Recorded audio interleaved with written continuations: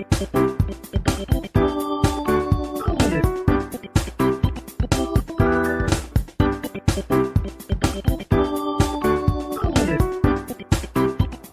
Deus, nós agradecemos pela leitura da Tua Palavra e pedimos, Pai amado, que em nome de Jesus, o Senhor fale aos nossos corações, abra o nosso entendimento e aplique esta verdade à nossa realidade. Assim rogamos em Cristo Jesus.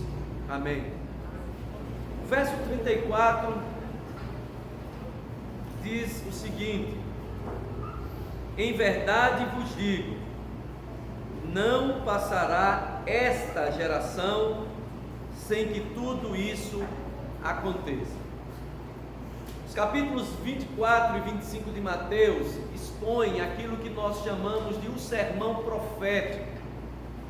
E você está com sua Bíblia aberta e vai notar que Jesus começa neste sermão falando acerca da destruição do templo.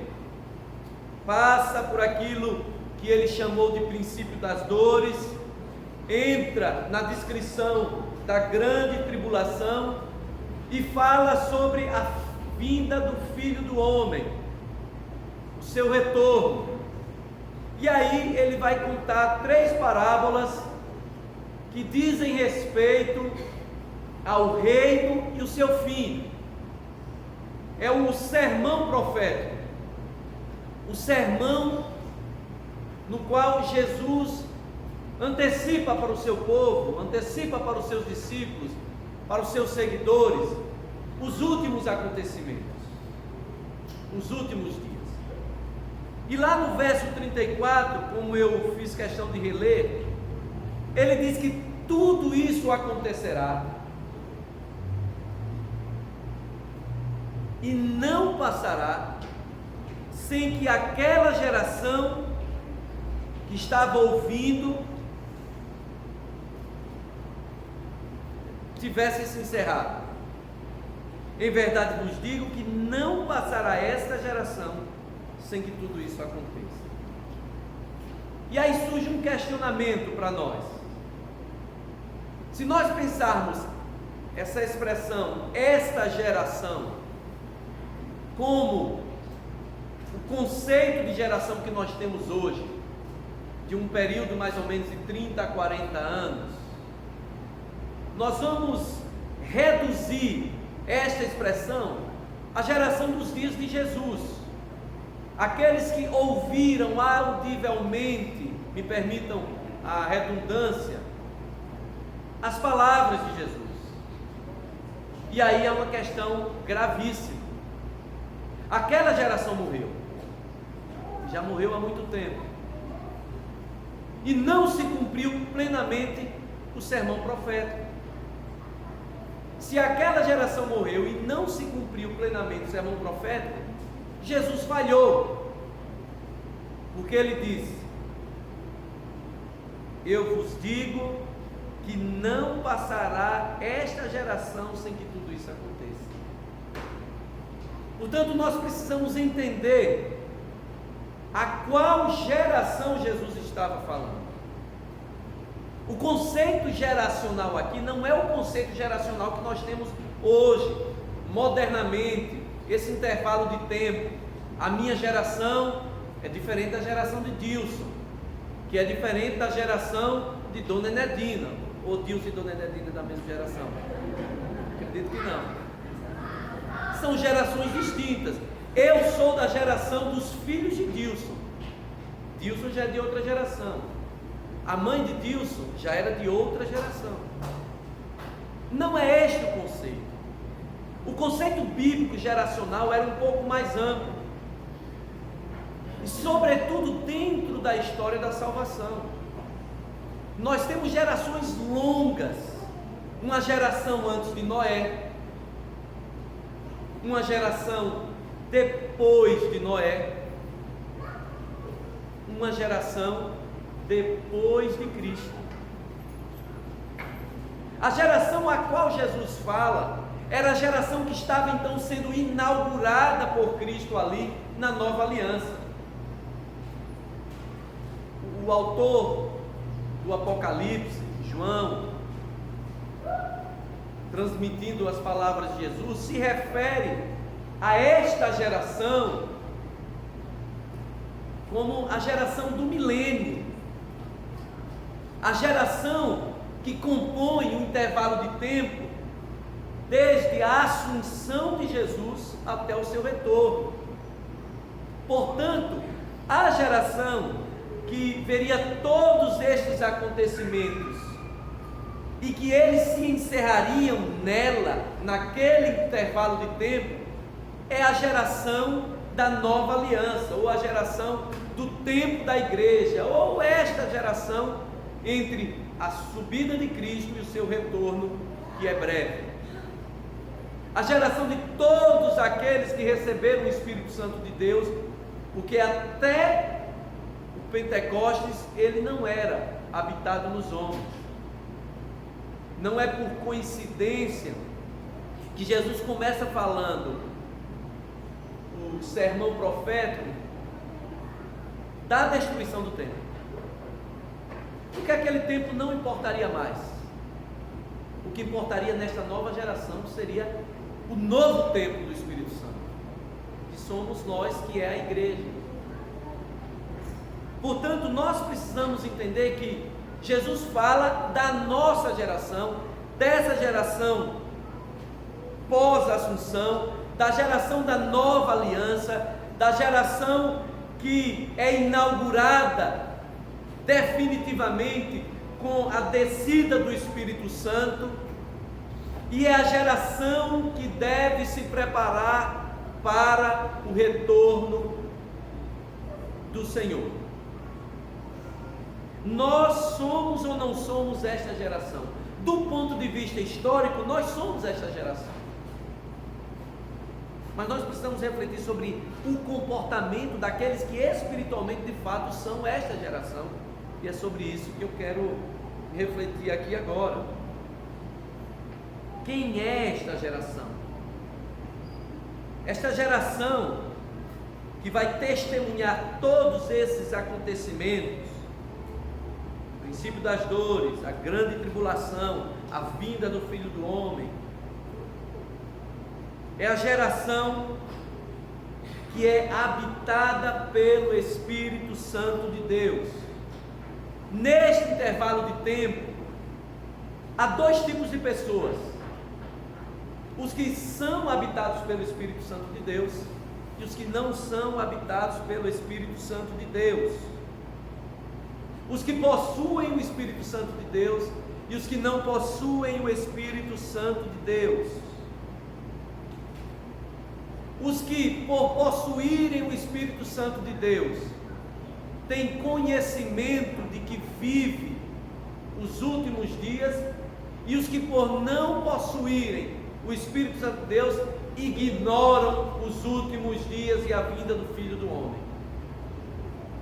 A igreja verdadeira, os crentes que entendem ser a geração dos últimos dias, não pode ignorar essa realidade. Cristo vem. Jesus deixa muito claro: estas coisas não passarão sem que o Filho do Homem venha. Não passará estes que testemunham tudo isso sem que todos esses eventos sejam realizados.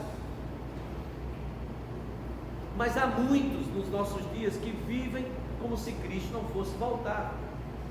Há muitos que ignoram esta realidade. E para tristeza, muitos que se dizem cristãos, igreja. O falso evangelho, por exemplo, da prosperidade, é um evangelho que ignora a realidade da volta de Cristo, porque eles estão pregando um reino para aqui e agora, um reino material, um reino que é o suprimento das minhas necessidades e anseios mais materialistas. Eles vivem para construir reinos pessoais, ou pelo menos reinos denominacionais, mas não vivem para construir ou como parte de um reino eterno. vivem como se Cristo não fosse voltar, apesar de dizerem que acreditam que Cristo vai voltar. São ignorantes, não intelectualmente, mas na prática. Dizem ter o Espírito Santo de Deus, mas o testemunho, a pregação e a vida contraria tudo isso. A geração que vai ver todas estas coisas, verdadeiramente entendendo que elas são sinais que nos alertam de que tudo é finito, de que Cristo voltará, é a geração que tem o Espírito Santo de Deus habitando em seu coração. Verdadeiramente. Esta geração a qual Jesus se refere, ela aguarda a volta de Cristo, mas testemunha estas convulsões com vigilância e com esperança pelo retorno do Senhor. É isso que Jesus está dizendo. Ele não está dizendo que os eleitos dele, que aqueles que teriam seu Espírito Santo como selo da salvação, da eleição, estariam livres destes eventos, destas convulsões. Os céus e a terra passam, e aqui há uma clara referência à passagem do tempo, um tempo que Jesus descreve como um tempo que estaria convulsionando, eventos cataclísmicos, guerras, rumores de guerras, conflitos familiares, perdas de valores, a grande tribulação. Jesus disse: a geração na qual habita o Espírito Santo, a geração que aguarda a vinda do Filho do Homem, ela vai passar por tudo isso, ela vai ver os tempos convulsionarem, mas ela passará por tudo isso com vigilância e com esperança pelo retorno do Senhor. Porque Jesus deixa claro que o Pai não nos privaria das dores de parto. Porque Jesus deixa claro que o Pai não nos privaria da grande tribulação. Ele deixa claro aqui, para que nós tenhamos esperança, que estas coisas, quando acontecerem, não estariam fora do controle de Deus, estariam sob a sua soberana autoridade, assim como nós estamos sob o seu soberano cuidado. Esses acontecimentos seriam sinais de alerta, e quando virmos guerras, rumores de guerras, perseguição à nossa fé, fiquemos alertas, vigilantes, porque quanto mais isso se intensifica, mais próximo é o fim. Mas nós precisaríamos viver tudo isso com vigilância. E aí Jesus vai falar justamente algumas parábolas: a parábola do bom servo e do servo mau, a parábola das virgens e a parábola dos talentos. Vigilância, zelo com as coisas do Senhor. Não podemos ignorar. Viver uma vida que não é vida santa, é uma vida que ignora os sinais, é a vida de quem não está vigilante, é a vida para quem Cristo, quando voltar, será como um ladrão que vai pegá-lo de surpresa. Mas os que vigiam verão tudo isso, estarão atentos, porque as suas vidas estarão a todos os dias preparadas. Quem sabe que o ladrão vai chegar, estaria atento de Jesus. Se nós cremos que Jesus pode voltar a qualquer momento, nós vamos vigiar para nos encontrarmos com Ele sempre santos, não sermos pegos de surpresa. Esta geração a qual Jesus faz referência também é marcada pela urgência do retorno de Cristo. Ela é nutrida por um senso de urgência. Ela ora: Maranata, vem Senhor Jesus. Nós temos sonhos, projetos, nós temos planejamentos a curto prazo, médio prazo e longo prazo. Nós queremos ver o melhor para os nossos filhos, nós queremos ver o melhor para a nossa igreja, nós até ansiamos o melhor para a nossa nação, mas todo o nosso melhor não se compara ao grande melhor de Deus para nós, que é a vinda de Cristo. Quando soar a última trombeta, você vai ver que todos os seus projetos, todos os seus melhores sonhos são infinitamente menores do que aquilo que está reservado para nós. Infinitamente menores. E é esse que deve ser o anseio do nosso coração. Agora, quem vive este sentimento de urgência, entende que do nosso ponto de vista, do ponto de vista temporal, do ponto de vista de quem está do lado de cá da realidade, a vinda do Senhor é acelerada pela pregação do Evangelho.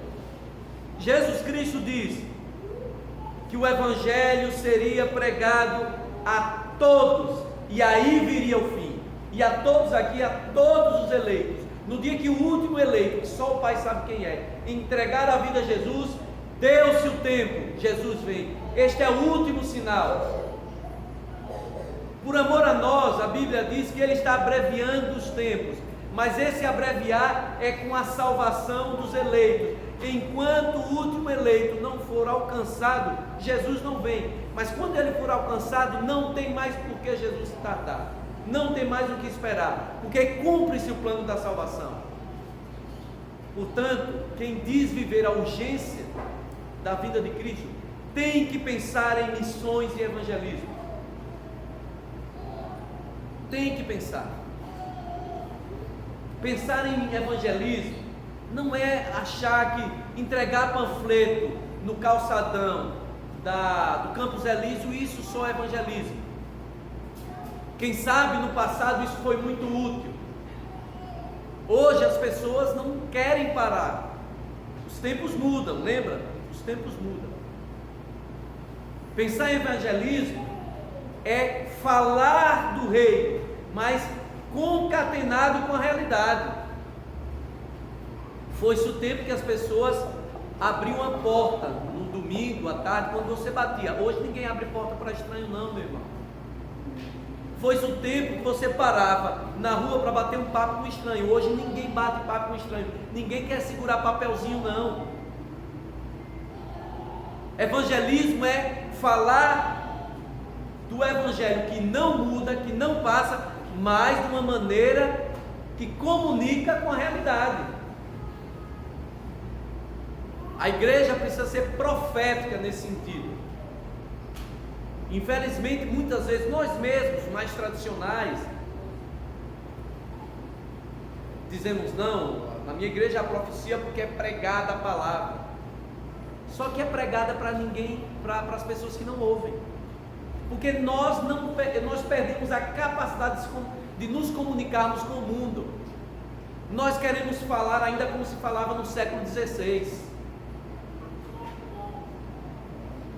Nós resistimos a meios que evoluíram de comunicação e achamos que estamos sendo proféticos. Não, nós estamos lançando profecia para a ovelha que já está salva. E o que é que as igrejas vivem? Nós somos, muitas vezes, eu digo nós, não essa igreja, mas uma realidade. Nós somos um lugar para engordar a ovelha só, porque só estou dando alimento para a ovelha que já está salva. Nós precisamos, pela urgência da vinda de Cristo, evangelizar ao mundo, comunicar ao mundo, de uma maneira que eles compreendam, falar de salvação. E aí precisamos usar a nossa instrumentalidade. Quem tem a urgência para a volta de Cristo, precisa falar de missões. Missões de verdade. Não é um ponto no final do ano, lembrando que nós temos lá os Caiapó, Caiuá, errei de tribo, os Caiuá, um ponto no final do ano, vamos lembrar de dar goiabada, vamos lembrar de dar rapadura, Vamos lembrar de dar panetone. Aí damos tanto doce, aí no ano seguinte a gente tem que dar insulina, por causa da diabetes dele. Isso não, meu irmão, isso não é missão. É muito mais do que isso. É mais, é fazer isso, mas fazer muito mais. Vamos juntar roupa velha, que é velha que a gente dá. Vamos juntar roupa velha que não serve para nada e mandar para os índios. É muito mais que isso. É falar sobre missões. É provocar o despertamento de vocações no meio da igreja. É investir recursos financeiros nas vidas de missionários de verdade. Missionário de verdade. Eu conheço um determinado lugar aí, uns jovens que disseram assim: não, nós vamos fazer missões. Não faz missões nada, pô. Eles vão passear na Europa, vivem lá na Europa passeando, dançando em cruzamento, né? Cruzamento de ruas. Não é isso não, fala de Cristo. Nunca falou de Cristo quando estava na igreja, quer falar de Cristo agora na Europa. Não é isso não. E não estou dizendo que fazer missões na Europa é coisa boa não. Aliás, os missionários que estão na Europa passam por muita dificuldade. Por quê? Porque há um entendimento que quem está na Europa está passeando, e aí as pessoas não se comovem para dar recursos. E o custo de vida na Europa é muito alto. É difícil. Agora, quando é na África, a gente se comove, né? Vamos dar dinheiro lá, os meninos estão catarrento ali, então. Não. A África precisa de Cristo, a Europa também precisa de Cristo. Mas é investir, é falar, é comover com esses irmãos, é estabelecer contato. Eu vou perguntar, mas vocês não vão me responder não. É só retórica aqui, para quem sabe a gente nem passar vergonha. Quantos aqui conhecem pelo menos 2 missionários? Não respondem. Quantos aqui falam com 2 missionários por meios de redes sociais aí? Quantos aqui oram pelo menos pessoalmente por 2 missionários? Não é aquela oração que a gente faz de atacar, não, Senhor abençoa os missionários do mundo. É muita gente. Quantos aqui? Quantos já ouviram falar, por exemplo, na missão a Managé? Uma missão da nossa igreja. Quantos sabem o que é APMT, Agência Presbiteriana de Missões Transculturais? Quantos já ouviram falar na missão Amém? Quantos já ouviram falar aqui na missão Além? Quantos já ouviram falar na missão Pioneiros? Quais missões mais? Quantos já ouviram falar na missão Portas Abertas? Quantos já ouviram falar aqui na missão MEAP, missão de apoio aos pescadores, está lá no sul da Bahia, no Espírito Santo? Quantos já ouviram falar aqui na Jocum, jovens com uma missão?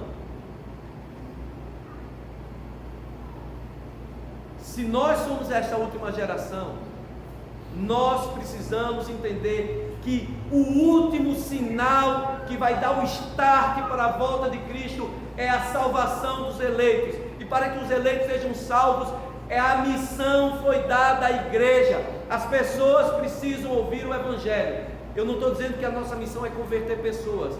Não, é simplesmente anunciar. Quem vai converter é o Espírito Santo, se Ele quiser. Então nós precisamos dar uma chacoalhada, porque a palavra do Senhor é muito clara. Estas coisas seriam testemunhadas por esta geração. Se você e eu queremos ver Cristo voltar o quanto antes, nós precisamos estar conscientes de que o fim virá. Nós precisamos estar vigilantes e esperançosos. Nós precisamos anunciar a salvação através das missões e do evangelismo da igreja. Esse é o sinal de que verdadeiramente nós somos a última geração que aguarda a volta de Cristo. Que Deus nos dê graça de vivermos esta realidade, que Deus nos dê misericórdia para não sermos tomados de surpresa. Amém? Vamos orar então.